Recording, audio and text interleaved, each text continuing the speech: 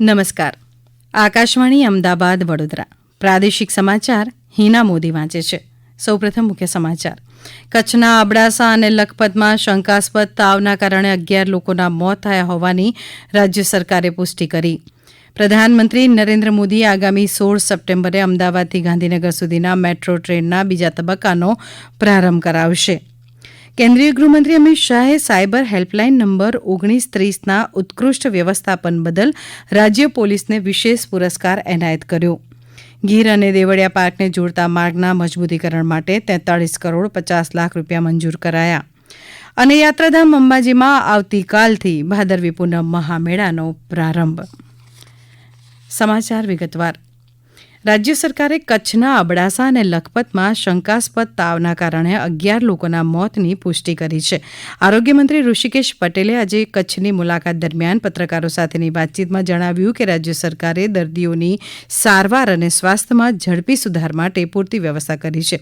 અસરગ્રસ્ત વિસ્તારોમાં આરોગ્ય કર્મચારીઓની વિવિધ ટુકડીઓ ઘરે ઘરે જઈ સર્વે કરી રહી છે. તારીખથી 10મી તારીખ સુધીમાં લખપત અને અબડાસાના 7 ગામમાં 16 જેટલા તાવના કારણે મૃત્યુ નોંધાયા એ પ્રમાણેના સમાચાર અને રેકોર્ડ ઉપર એ વાત આવી છે.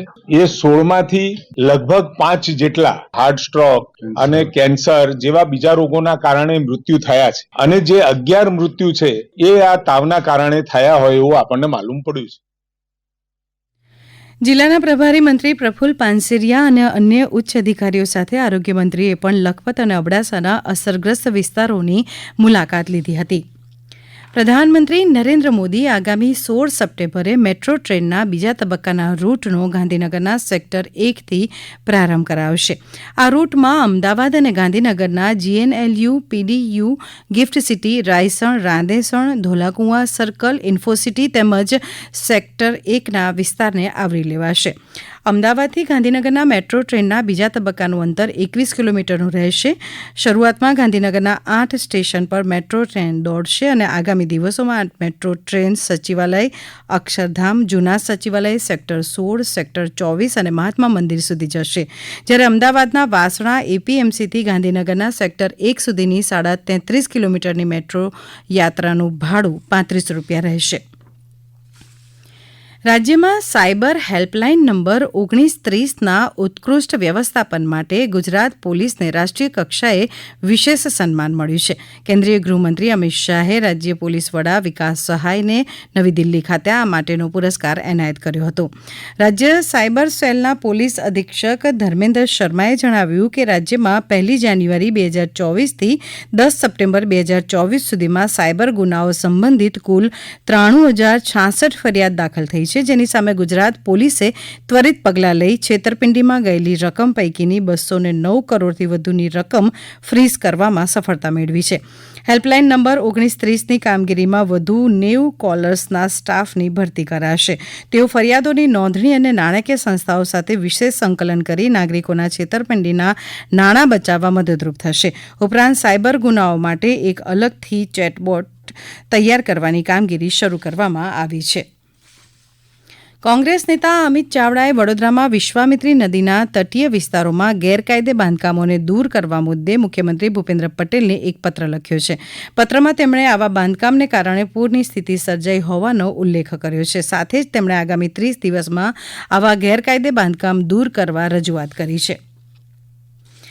રાજ્ય સરકારે જૂનાગઢ, ખડિયા, મેંદરડા, સાસણ રોડ અને તલાલા સાસણ રોડ એમ 42 કિલોમીટર લંબાઈના રસ્તાના મજબૂતીકરણ માટે 43 કરોડ 50 લાખ રૂપિયા ફાળવવાની મંજૂરી આપી છે. જેના કારણે ગીરના સિંહોના દર્શન માટે ગીર અને દેવળિયા પાર્ક જવું વધુ સરળ બનશે. ગીર અભયારણ્યમાં અને દેવળિયા પાર્કમાં સિંહ દર્શન માટે આવનારા પ્રવાસીઓ સાસણ ગીર જવા માટે આ માર્ગનો ઉપયોગ કરે છે. તેમજ જૂનાગઢથી ગીર સોમનાથને જોડતો આ માર્ગ પ્રવાસીઓને પ્રથમ જ્યોતિર્લિંગ સોમનાથના દર્શને જવા માટેનો પણ મહત્વપૂર્ણ છે. સંસ્કૃતિનું જતન કરી નવી પેઢીને પ્રેરણા આપવાનું કામ આપણે કરવાનું છે તેમ જણાવી મુખ્યમંત્રી ભૂપેન્દ્ર પટેલે છોડમાં પરમાત્મા, વૃક્ષમાં વાસુદેવ અને છોડમાં રણછોડની ભાવના થકી વારસો જળવાઈ રહે તે માટે સહિયારો પ્રયાસ કરવા અપીલ કરી હતી. મુખ્યમંત્રી ભૂપેન્દ્ર પટેલે મહેસાણામાં ઊંઝાના શ્રી ઉમિયા માતાજી મંદિર ખાતે ધજા મહોત્સવનો શુભારંભ કરતી વખતે આ મુજબ જણાવ્યું હતું. મુખ્યમંત્રીએ પ્રધાનમંત્રીના વિકસિત ભારત સંકલ્પને સિદ્ધ કરવા આપણે વિરાસતનું ગૌરવ વધારવા નાગરિક કર્તવ્યોનું પાલન કરવાની આપણી અપીલ કરી હતી. શ્રી ઉમિયા મંદિરમાં પ્રાંગણને પ્લાસ્ટિક મુક્ત બનાવવાના પ્રયાસ રૂપે મુખ્યમંત્રીએ 10 રૂપિયાનો સિક્કો મશીનમાં મૂકી ક્લોથ બેગ વેન્ડિંગ મશીનનું ઉદ્ઘાટન કર્યું હતું. ઉલ્લેખનીય છે કે ઊંઝામાં ઉમિયા માતાજી નિજ મંદિરના 1868 વર્ષની ઉજવણીના ભાગરૂપે આ મહોત્સવનું આયોજન કરાયું છે. આ સમાચાર આપ આકાશવાણી અમદાવાદ વડોદરા કેન્દ્ર પરથી સાંભળી રહ્યા છો, જે આપ અમારી YouTube channel AIR news Gujarat પર પણ સાંભળી શકશો. વધુ સમાચાર માટે આપ અમારા ટ્વિટર હેન્ડલ AIR_news_ABAD ને ફોલો કરી શકશો. યાત્રાધામ અંબાજીમાં આવતીકાલથી ભાદરવી પૂનમ મહામેળાનો પ્રારંભ થશે. 18મી સપ્ટેમ્બર સુધી યોજાનારા આ મેળા માટે ગુજરાત પવિત્ર યાત્રાધામ વિકાસ બોર્ડ, શ્રી આરાસુરી અંબાજી દેવસ્થાન ટ્રસ્ટ અને બનાસકાંઠા જિલ્લા વહીવટીતંત્ર યાત્રાળુઓની સુવિધા માટે તૈયારીઓને આખરી ઓપ અપાઈ રહ્યો છે. આ મેળામાં અંદાજે 30 લાખથી વધુ યાત્રાળુઓ ભાગ લે તેવી શક્યતા છે. યાત્રાળુઓ માટે એક QR કોડ પણ તૈયાર કરાયો છે, જેને સ્કેન કરવાથી સુવિધા અંગેની તમામ માહિતી સ્થળ સાથે મળી રહેશે. ઉપરાંત પગપાળા યાત્રાળુઓ માટે આ વર્ષે 4 વિવિધ સ્થળોએ વોટરપ્રૂફ ડોમ બનાવવામાં આવ્યા છે. આ અંગે બનાસકાંઠા કલેક્ટર મિહિર પટેલે વધુમાં આ મુજબ જણાવ્યું. અંદાજિત 26 જેટલી સમિતિઓ દ્વારા મેળાનું સંચાલન ખૂબ સુચારુ રીતે થાય અને કોઈ પણ ભાવિક ભક્તને કોઈ જાતની તકલીફ ના પડે તે માટેની અમે વિશેષ કાળજી રાખી રહ્યા છે. ક્લાસ 1 અધિકારીઓ દ્વારા મોનિટરિંગ થઈ રહ્યું છે. આ વર્ષે ડિજિટલ QR કોડના માધ્યમથી અને ડિજિટલ બ્રોશરના માધ્યમથી દેવસ્થાનમ ટ્રસ્ટ અને જિલ્લા વહીવટીતંત્ર દ્વારા જેટલી પણ વ્યવસ્થા કરવામાં આવી છે તેની ડિજિટલ માહિતી પણ તમામ પગપાળા સંઘો અને શ્રદ્ધાળુઓને પહોંચાડવામાં આવેલી છે. આ ભાદરવી પૂનમના મેળામાં આવનાર તમામ ભાવિક ભક્તો, શ્રદ્ધાળુઓ, પગપાળા સંઘોને, સેવા કેમ્પોને તમામને હું જિલ્લા વહીવટીતંત્ર વતી ખૂબ ખૂબ આવકારું છું. ભાદરવી પૂનમના મેળા દરમિયાન અંબાજી મંદિરની આરતી તથા દર્શનના સમયમાં ફેરફાર કરાયો છે. મંદિરમાં સવારે 6 થી 6:30 વાગ્યા સુધી આરતી થશે, જ્યારે સવારે 6:30 વાગ્યાથી 11:30 વાગ્યા સુધી ભક્તો દર્શન કરી શકશે. ત્યારબાદ બપોરે 12 વાગે માતાજીને રાજભોગ અર્પણ કરાશે. બપોરે 12:30 વાગ્યાથી સાંજના 5 વાગ્યા સુધી દર્શન, સાંજે 7 થી 7:30 વાગ્યા સુધી આરતી, 7:30 થી રાત્રે 12 વાગ્યા સુધી દર્શન થઈ શકશે. આગામી 19 સપ્ટેમ્બરથી મંદિરમાં આરતી અને દર્શનનો સમય રાબેતા મુજબ રહેવાનું શ્રી આરાસુરી અંબાજી માતા દેવસ્થાન ટ્રસ્ટે યાદીમાં જણાવ્યું છે. રાજ્ય સરકાર દ્વારા સુરતના બારડોલી, માંડવી અને સોનગઢ તાલુકામાં 44 કરોડ 68 લાખ રૂપિયાના 24 રસ્તાના કામને મંજૂરી આપવામાં આવી છે. મુખ્યમંત્રી ગ્રામ સડક યોજના હેઠળ વિવિધ રસ્તાઓ પર સમારકામ, મજબૂતીકરણની કામગીરી કરાશે. માર્ગ અને મકાન વિભાગ દ્વારા બારડોલી તાલુકામાં 40 લાખ રૂપિયાના ખર્ચે માંડવી તાલુકાના ઝાબ, પાતાળ, વેરાકુઈ, માંગરો રોડ, તડકેશ્વર, રોશવાડ, વીરપોર સહિત 12 રસ્તાઓના સમારકામ અને મજબૂતીકરણનું કામ કરાશે. આગામી 14 સપ્ટેમ્બરના રોજ રાજ્યભરમાં રાષ્ટ્રીય લોક અદાલતનું આયોજન કરાયું છે. આ લોક અદાલતમાં લઘુત્તમ બેંકને લગતા દાવા, વાહનને લગતા દાવા, લગ્ન જીવનની તકરારને લગતા દાવા, મજૂર તકરારને લગતા દાવા, જમીન સંપાદનને લગતા કેસ, પાણી તેમજ વીજળીને લગતા કેસ, મહેસૂલી દાવા તથા દીવાની તકરારને લગતા દાવા સમાધાન માટે મૂકી શકાશે. GNLU ગાંધીનગર ખાતે સામાજિક ન્યાય અને અધિકારિતા મંત્રી ભાનુબેન બાબરિયાની અધ્યક્ષતામાં મિશન વાત્સલ્ય અંતર્ગત 1 દિવસીય બાળ સુરક્ષા કાર્યશાળા યોજાઈ ગઈ. મંત્રીશ્રીએ જણાવ્યું કે કાયદા સાથે સંપર્ક સંઘર્ષમાં આવતા બાળકોને સમાજના મુખ્ય પ્રવાહમાં પુનઃસ્થાપિત કરવા રાજ્ય સરકાર સંકલ્પબદ્ધ છે. અને હવે સાંભળીએ કેટલાક સમાચાર સંક્ષિપ્તમાં.